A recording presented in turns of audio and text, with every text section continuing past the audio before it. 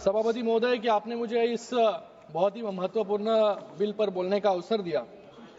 मैं मेरे पार्टी शिवसेना और हमारे नेता एकनाथ शिंदे जी की तरफ से इस बिल का पूरी तरीके से समर्थन करता हूं और आज एक ऐतिहासिक दिन है।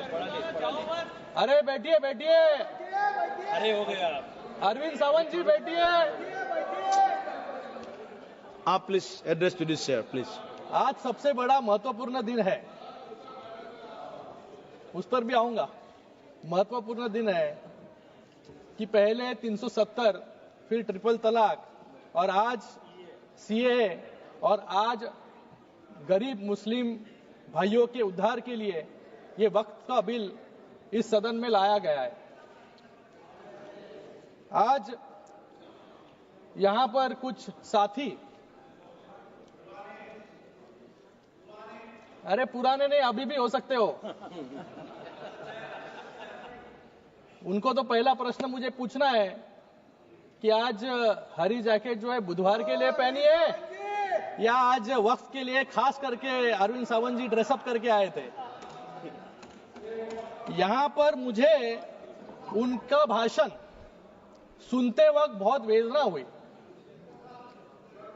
बहुत ही शॉकिंग था कि अरे वक्त पे ही बोल रहा हूं बाबा, इधर देखिए, इधर सामने। मुझे इनसे आपसे बात कर रहा हूं सर, हमसे सामने देखिए। इनसे मुझे यूबीटी वालों से प्रश्न पूछना है। अपनी अंतरात्मा से इनको प्रश्न पूछना चाहिए कि बाला साहब आज होते तो ये क्या आज ये भाषण कर पाते यहां पर? आज इस सदन में एक बात साफ हो गई, ये यूबीटी वाले किसकी विचारधारा को मान रहे हैं और ये बिल का विरोध कर रहे हैं।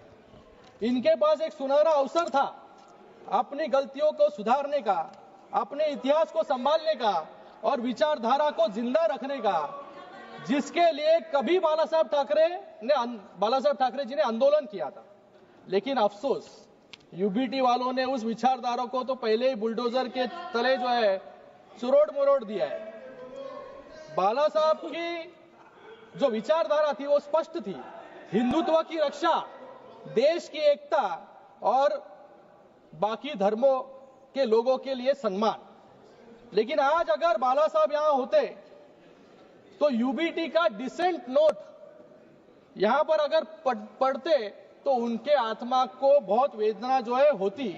मैं यहां पर यूबीटी का एक डिसेंट नोट जो है लेकर आया हूं। इन्होंने यहां पर कहा है कि नॉन मुस्लिम मेंबर वक्फ बोर्ड में नहीं होने चाहिए और उसके ऊपर वो वकालत वहां पर कर रहे थे कि जो बाला साहब हमेशा हिंदुत्व के लिए लड़ रहे थे। मुझे लगा इनको सिर्फ हिंदुत्व से एलर्जी थी, लेकिन आज हिंदुओं से भी एलर्जी जो है यूपीटी को होने लग गई है आज। और एक डिसेंट नोट में उन्होंने पॉइंट कहा, protect and preserve the properties which are personal properties dedicated by various rulers, nawabs and zamindars. हम ऐसे ही नहीं कहते कि औरंगजेब के विचारधारा पे इन लोग चल रहे हैं, अफजल खान के विचारधारा पे चल रहे हैं, लेकिन अभी उनके प्रॉपर्टी को प्रोटेक्ट करने के लिए खुलेआम जो है पत्र लिखने का काम भी यूबीटी वालों ने किया है। और इन्होंने यहाँ पे अभी कहा वैंडलाइजेशन ऑफ द औरंगजेब टूम, मतलब कौन से विचारधारा पे जो है यहाँ पर चल रहे हैं। जो औरंगजेब आज महाराष्ट्र में आया छत्रपति शिवाजी महाराज जी को पकड़ने के लिए, छत्रपति संभाजी महाराज जी को हालाल करके जिन्होंने मारा, आज उनकी वकालत करने की नौबत जो है कांग्रेस के साथ खड़े होने के बाद इस यूबीटी वालों पे आया। इन्होंने कभी पत्र लिखा नहीं। जब पालघर में साधु हत्याकांड हुआ तभी इनके मुंह से कुछ भी निकला नहीं, तभी चुप बैठे थे। लेकिन आज औरंगजेब के बारे में बात निकली तो यहाँ पे इनको जो है तिलमिलाट जो है यहाँ पर हो रही है। सुनने की आदत डालो।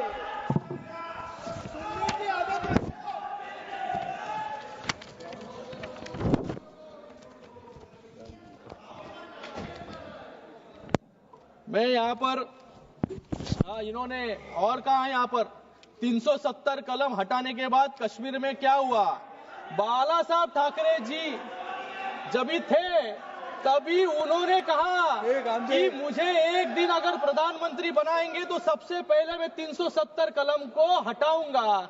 आज वो 370 कलम को यहाँ पर क्यों हटाया, ऐसा प्रश्न पूछने का काम यहाँ पर कर रहे हैं। और उसी के साथ में राम मंदिर के बारे में भी कहा इन्होंने कि जो सपना बाला साहब ने देखा था राम मंदिर का, कि राम मंदिर बनाने के बाद क्या हुआ, ये भी प्रश्न पूछने की नौबत जो है आज यूबीटी पे आ गई है। मुझे लगता है कि आज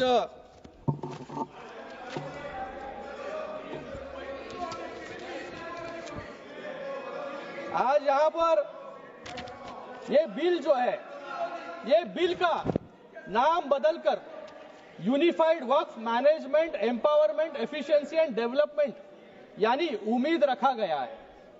ये उम्मीद सिर्फ एक शब्द नहीं, यह इस कानून का सार है, इस कानून का आधार है, क्योंकि यह उम्मीद देता है उन सभी गरीब मुस्लिम समुदाय के लोगों को जिनका अधिकार वक्फ के आड़ में छीन लिया गया और उसको भ्रष्टाचार और लूट का साधन बना दिया गया।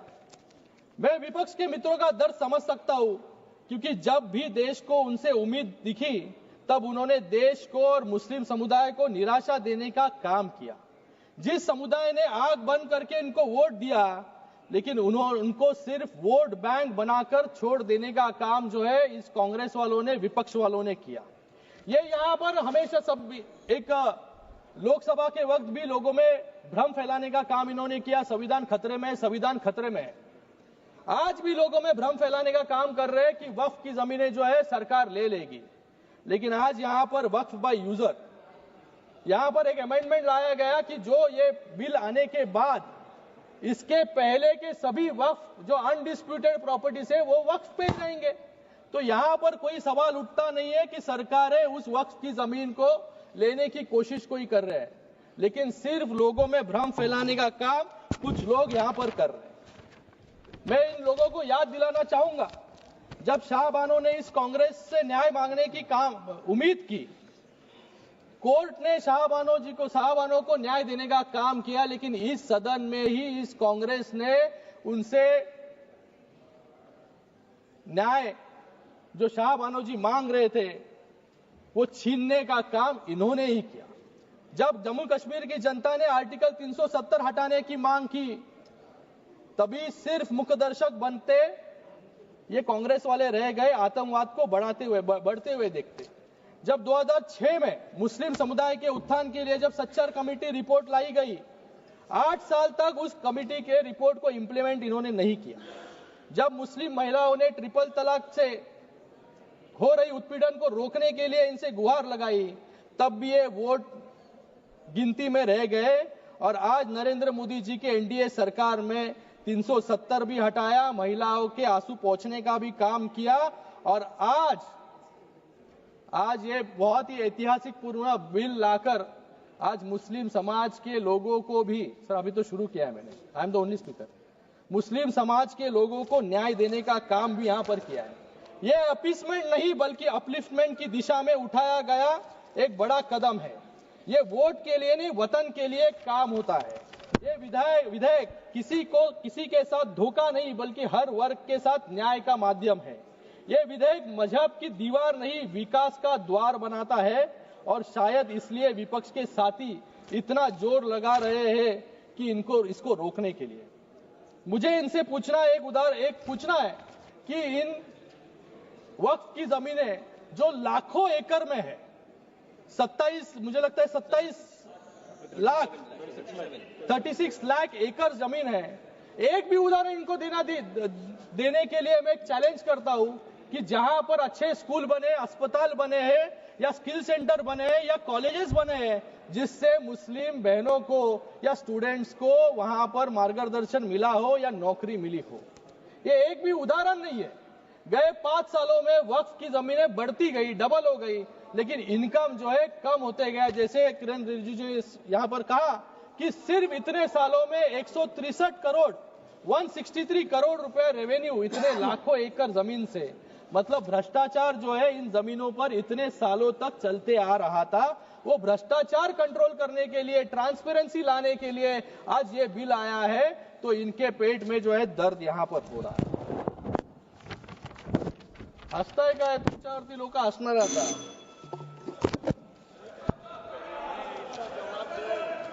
आज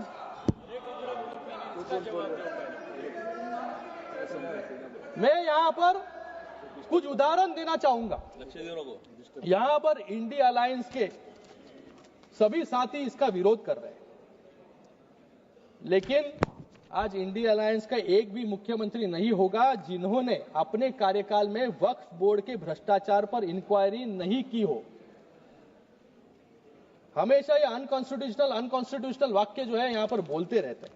मैं कुछ उदाहरण यहां पर देना चाहूंगा. 2011 में ये तृणमूल कांग्रेस की सरकार बंगाल में थी और कांग्रेस केंद्र सरकार में थी, और ममता बनर्जी ने बंगाल में 1000 करोड़ के वक्फ घोटाले की सीबीआई जांच की मांग की थी. दिल्ली में 2019 में कांग्रेस ने आम आदमी पार्टी के खिलाफ मेमोरेंडम दिया था कि दिल्ली वक्फ बोर्ड में भ्रष्टाचार हो रहा है, जिसके अध्यक्ष आम आदमी पार्टी के विधायक अमनातुल्लाह खान जो जेल भेजे गए. उत्तर प्रदेश में भी समाजवादी पार्टी के शासन के दौरान अखिलेश यादव जी की सरकार में मंत्री रहे आजम खान ने वक्फ का मंत्री होते हुए, सही है ना भाई, सही है, बाहर आपसे तो बात किया मैंने, आपको पता है, वक्फ के मंत्री होते हुए खुल्लम खुल्ला लूट मचाई, सत्ता के संरक्षण में जबरन जमीनों को वक्फ संपत्ति घोषित करके अपनी निजी जागीर बनाने की कोशिश की. आज 50 से ज्यादा मामले उन पर दर्ज है और आज जेल में वो सलाखों के पीछे है. आप समाप्त कीजिए. कांग्रेस ने भी उनका विरोध किया था. ऐसा ही एक और उदाहरण सामने आया है दिल्ली में, जब कांग्रेस सरकार ने रातों रात 123 कीमती और प्राइम लोकेशन पर स्थित संपत्तियों को दिल्ली वक्फ बोर्ड को सौंप दिया इलेक्शन के पहले.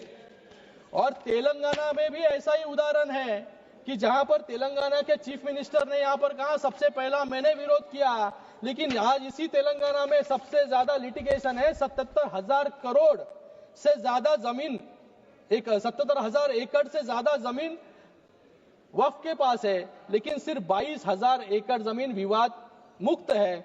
बाकी 55,000 जमीन जो है विवाद उसके ऊपर है, क्योंकि उन जमीनों पर गवर्नमेंट सरकारी संपत्तियां हैं और गवर्नमेंट के वास्तु जो है वहां पर बने हैं. केरल में भी ऐसे ही उदाहरण है.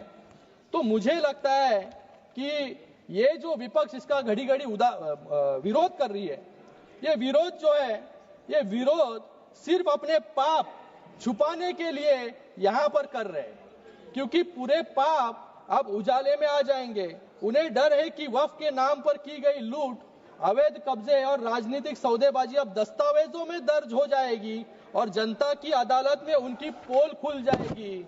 इसलिए पूरे जोरों शोरों से जो है विरोध करने का काम यहाँ पर कर रहे हैं. सर समाप्त कीजिए महोदय. और भी बहुत यहाँ पर उदाहरण है सर. यहाँ पर कुछ लोगों का मैं भाषण सुन रहा था सर. यहाँ पर गौरव गोगोई जी कह रहे थे कि ये लोग रिफॉर्म ला रहे हैं, बिल से समस्या बढ़ेगी. मैं कहता हूं यहां पर बिल से जरूर समस्या बढ़ेगी, लेकिन किसकी बढ़ेगी? जिन्होंने यहां पर लूट मचाया और भ्रष्टाचार किया, उनके लिए जो है यहां पर बिल से दिक्कतें जो है बढ़ने वाली है. यहां पर इन्होंने कुछ कहा कि अंग्रेजों के लिए मर्सी पिटीशन लिखा था.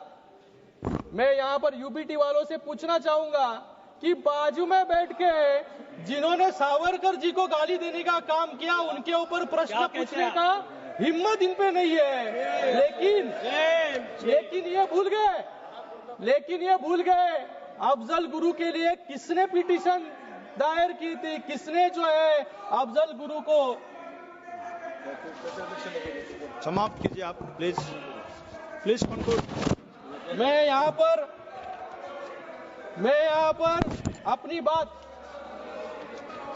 अपनी बात समाप्त करने से पहले, ये जो बिल है 2011-12 में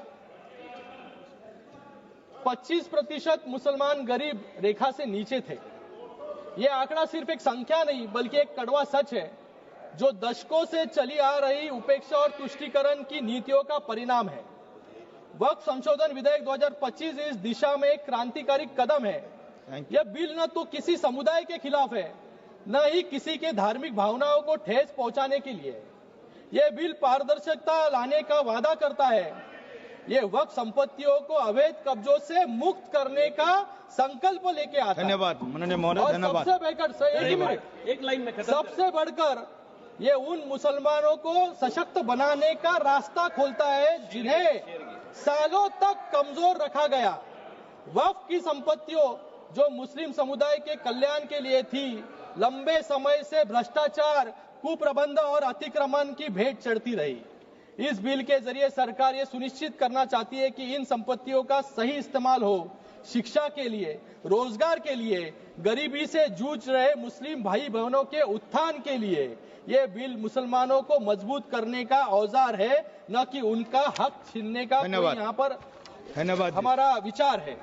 मैं एक समाप्त करूंगा। देश की उन्नति के लिए नए वक्त के साथ चलना होगा। देश के उन्नति के लिए नए वक्त के साथ चलना होगा और मुसलमान भाइयों और बहनों की तरक्की के लिए नए वक्फ के साथ आगे बढ़ना होगा। धन्यवाद। धन्यवाद। श्री इमरान मसूद जी, इमरान मसूद जी, इमरान मसूद जी।